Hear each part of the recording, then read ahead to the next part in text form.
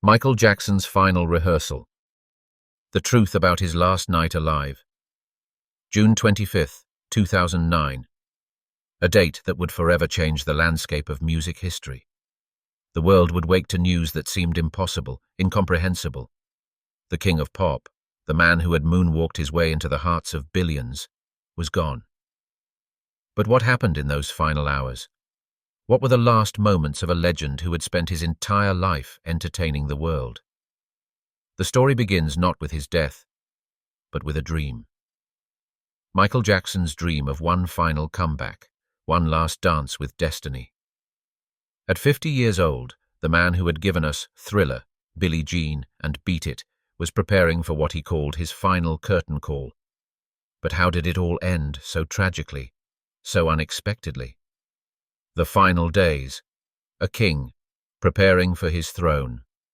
In the weeks leading up to June 25th, Michael Jackson was a man consumed by preparation. The upcoming This Is It concert series at London's O2 Arena wasn't just another tour. It was meant to be his redemption, his return to the stage that had made him a global icon. 50 shows. 50 chances to remind the world why they had once called him the greatest entertainer who ever lived. Those who saw him during these final weeks described a man who was simultaneously exhausted and energized. The rehearsals at the Staples Center in Los Angeles were intense, demanding. Jackson, ever the perfectionist, pushed himself and his team relentlessly. He knew the world was watching, waiting to see if the king of pop still had magic in his feet and fire in his voice. His physical condition had become a source of concern among those closest to him. Friends noticed his increasingly frail appearance. The man who had once commanded stages with an almost supernatural energy now seemed fragile, vulnerable. His weight had dropped dramatically, and those iconic cheekbones were more pronounced than ever. Yet when the music started, when the spotlight hit him, something extraordinary happened. The years seemed to fall away, and for those precious moments, he was the Michael Jackson the world remembered. The pressure was immense. Financial difficulties had mounted over the years, legal battles had taken their toll, the media scrutiny had been relentless. But Jackson saw these London shows as his chance to silence the critics, to rebuild his legacy, to prove that despite everything, he remained the undisputed king of pop. On June 23rd, just 2 days before his death, Jackson had what many described as one of his best rehearsals. He seemed more energetic, more focused than he had been in weeks. He worked through songs that had defined generations, fine-tuning every movement, every vocal inflection. Those present that night would later say it was as if he knew something the rest of them didn't. The journey to greatness, from Gary to glory. But how did a young boy from Gary, Indiana, become the most famous entertainer on earth? The story of Michael Jackson begins long before his final rehearsal, in a small industrial town where dreams seemed as distant as the stars. Born on August 29, 1958, Michael Joseph Jackson was the 8th of 10 children in a family where music wasn't just entertainment. It was survival. His father, Joseph Jackson, recognized early that his children had extraordinary talent, and he was determined to turn that talent into success, no matter the cost. By the age of 5, Michael was already performing with his older brothers in what would become the Jackson 5. His voice, even at that tender age, possessed something magical, something that could reach into people's hearts and touch their souls. When Berry Gordy of Motown Records first heard the group in 1968, he knew he was witnessing something special. The Jackson 5's rise to fame was meteoric. Their first 4 singles all reached #1 on the Billboard Hot 100, an unprecedented achievement. Young Michael, with his infectious smile and mature voice that seemed impossible coming from such a small body, became America's little prince of soul. But what price does a child pay for such early stardom? While other children were playing in sandboxes, Michael was performing for thousands. While they were learning to read, he was reading the emotions of audiences around the world. The studio became his playground, the stage his classroom. This extraordinary childhood would shape not only his artistry, but also his complex relationship with fame, childhood, and the world itself. As Michael grew, so did his artistry. The transition from child star to adult performer is treacherous territory that has claimed many careers, but Michael navigated it with an almost supernatural instinct. His solo career, which began in earnest in the 1970s, would eventually eclipse even his success with the Jackson 5. The album Off the Wall, released in 1979, announced the arrival of a mature artist. Working with legendary producer Quincy Jones, Michael created a sound that was both contemporary and timeless. The album spawned 4 top 10 singles and established Michael as a force to be reckoned with in his own right, but it was 1982's Thriller that would change everything. How do you even begin to describe the cultural phenomenon that Thriller became? The album didn't just break records, it obliterated them. It became the best-selling album of all time, a record it holds to this day. 7 of its 9 tracks became top 10 singles. The music videos, especially the iconic Thriller video, revolutionized MTV and popular culture. Michael Jackson wasn't just making music, he was creating a new language of entertainment. His dancing was otherworldly. The moonwalk, first performed on television during a Motown anniversary special in 1983, became his signature move, a moment of magic that seemed to defy the laws of physics. But with unprecedented success came unprecedented scrutiny. The more famous Michael became, the more isolated he seemed to grow. He retreated to his Neverland ranch, creating a private world where he could escape the pressures of being the most famous person on the planet. The ranch, with its amusement park rides and exotic animals, became both his sanctuary and, in the eyes of many, a symbol of his increasing disconnection from reality. The 1980s and early 90s saw Michael at the height of his powers. Albums like Bad and Dangerous continued to break new ground. His concerts became events of almost religious significance. The carefully choreographed performances, the elaborate costumes, the sheer scale of production. Michael Jackson concerts weren't just shows, they were experiences that fans would remember for the rest of their lives. Yet even at his peak, shadows were gathering. The intense media attention began to focus not just on his music, but on his personal life, his appearance, his behavior. The questions never stopped. Why was he changing? What was happening to his face? Why did he seem so different from the young man who had once danced his way into America's heart? The downward spiral. When the music stopped, the 1990s brought challenges that would have destroyed lesser spirits. Child abuse allegations in 1993 rocked Michael's world. Though no criminal charges were filed, the allegations cast a shadow over his reputation that would never fully lift. The man who had dedicated his life to entertaining children was now viewed with suspicion by many. His personal life became tabloid fodder.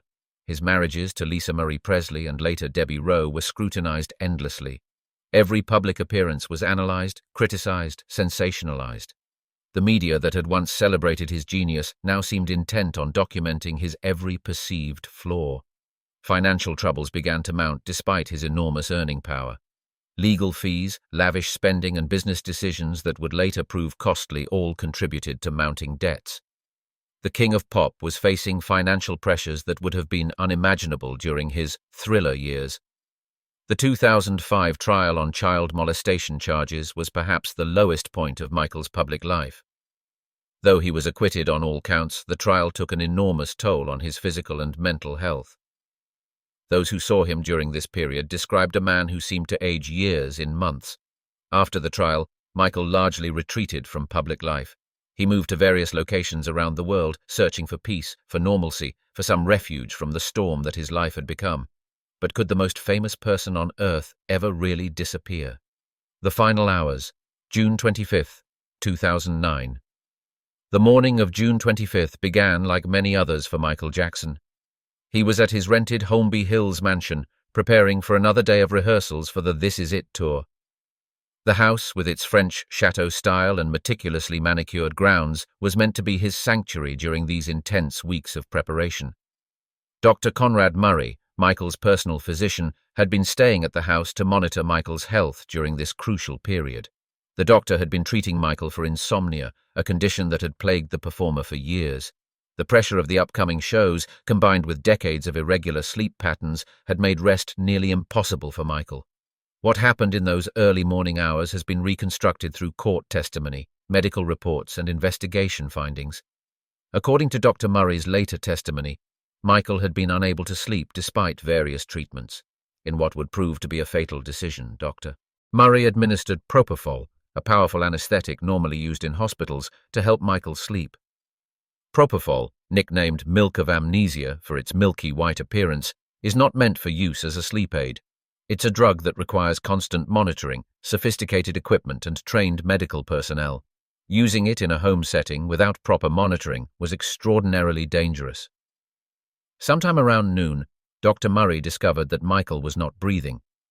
The attempts at resuscitation, first by Dr. Murray and later by paramedics, could not revive the King of Pop. At 2:26 that afternoon, Michael Jackson was pronounced dead at UCLA Medical Center. The news spread with lightning speed. Within minutes, social media platforms crashed under the weight of disbelief and grief. Television networks interrupted regular programming. Radio stations began playing his music in marathon tributes. The world stopped to process the impossible news that Michael Jackson was gone. The world reacts. A planet in mourning. Have you ever witnessed the world grieve as one? That's what happened on June the 25th, 2009. From Los Angeles to London, from Tokyo to Sao Paulo, people stopped what they were doing to mourn a man they had never met, but who had been part of their lives for decades. The scenes outside UCLA Medical Center were immediate and overwhelming. Fans appeared as if summoned by some invisible force, bringing flowers, photographs, and their voices raised in song. They came by the hundreds, then thousands, creating an impromptu memorial that would continue for days. Celebrity reactions poured in from around the globe. Madonna called him the king of pop, rock, and soul. Quincy Jones said he was devastated by the loss of his musical son. Diana Ross, his longtime friend and mentor, spoke of losing part of her past. These weren't just professional colleagues mourning. These were people who had lost someone genuinely important to their lives. But it was perhaps the reaction of ordinary fans that was most moving. In city after city, people gathered to dance to his music, to share memories, to process their grief together. His songs played from car radios, from apartments, from stores. It was as if the entire world had become one giant dance floor, celebrating the life of a man who had taught them all to move. The investigation into his death would later reveal the tragic details. Dr. Murray was eventually convicted of involuntary manslaughter for his role in Michael's death. The trial provided a glimpse into the desperate measures Michael had taken to find rest in his final weeks, the dangerous cocktail of medications he had been taking, and the isolation that had surrounded him even in those final days. The legacy, forever the king. So what do we make of Michael Jackson's life? How do we measure the impact of someone who lived so publicly, who gave so much to the world, but who seemed to struggle so deeply with his own existence? The numbers tell part of the story. Over 400 million records sold worldwide, 13 Grammy Awards, induction into the Rock and Roll Hall of Fame twice. But statistics can't capture the true measure of Michael Jackson's influence on our culture, our music, our very understanding of what entertainment can be. Michael Jackson changed the very DNA of popular music. He broke down racial barriers at a time when MTV was reluctant to play videos by black artists. His success opened doors for countless artists who followed. He didn't just entertain, he transformed the very concept of what a performer could be. His humanitarian efforts, often overshadowed by controversy, were extensive. He supported dozens of charities, established the Heal the World Foundation, and used his platform to raise awareness about global issues. The song We Are the World, which he co-wrote, raised millions for famine relief in Africa. But perhaps his greatest legacy lies in the moments of pure joy he created. Think about it. Is there anyone who hasn't tried to moonwalk? Is there a wedding reception anywhere in the world where Billie Jean doesn't clear the dance floor? His music became the soundtrack to millions of lives, the common thread connecting people across cultures, generations, and continents. Michael Jackson showed us that music could be transformative, that dance could be transcendent, that entertainment could touch the very essence of human experience. He took the pain of his own troubled childhood and transformed it into art that brought joy to billions of children around the world. Yes, his life was complicated. Yes, there were controversies and questions that may never be fully answered, but in the end, what remains is the music, the dancing, the moments of wonder he created. When you watch footage of him performing, when you see the look of pure joy on his face as he connected with his audience, you see someone who understood, perhaps better than anyone, that music is one of the few truly universal languages. The boy from Gary, Indiana, who dreamed of entertaining the world, succeeded beyond anyone's wildest imagination. He became more than a musician, more than an entertainer. He became a cultural force that reshaped the world's understanding of what was possible. Every artist who has followed in his footsteps, every dancer who has tried to capture even a fraction of his magic, every singer who has reached for the kind of perfection he demanded of himself, carries a piece of Michael Jackson's legacy forward.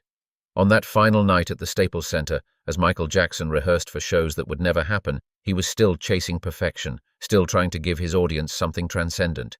Even in those final hours, he remained what he had always been, an artist consumed by his craft, a performer who understood that entertainment at its highest level is a form of love shared between artist and audience. The king of pop is gone, but the kingdom he built, one of rhythm and melody, of innovation and inspiration, will endure as long as people need music to help them dance, to help them dream, to help them believe in the transformative power of art. That is the truth about Michael Jackson's final night alive, and about every night of his remarkable, complicated, extraordinary life. He was, and will always remain, the king of pop. The music, the movement, the magic. It all lives on, as eternal as the love his fans continue to show him, as enduring as the joy he brought to the world. In the end, isn't that what we all hope for? To be remembered not for our struggles, but for the beauty we brought into the world? Michael Jackson achieved that kind of immortality.